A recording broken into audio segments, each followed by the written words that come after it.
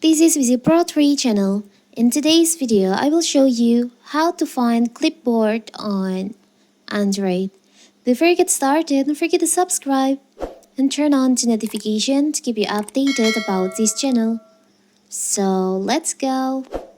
The ability to copy and paste in a basic and simple function of any Android smartphone or tablet. However, to take it to the next level, you should take full advantage of the clipboard feature to find everything you've copied. And how to find your clipboard on your Android phone? It's so simple. So first you can just open your keyboard. You can open it from Note or from WhatsApp or Telegram. For example, I will open my keyboard from Telegram.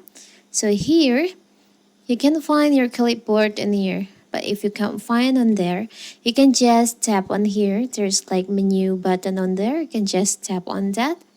Here you can find there is an option clipboard. You can just click on that. And here's all your copy any note or message that you have copied to your clipboard. So simple, right? And you can show this clipboard to your keyboard toolbar by enable toggle in here. So you can just find that clipboard on your keyboard toolbar in here. You don't need to open this menu. It's a simple, right?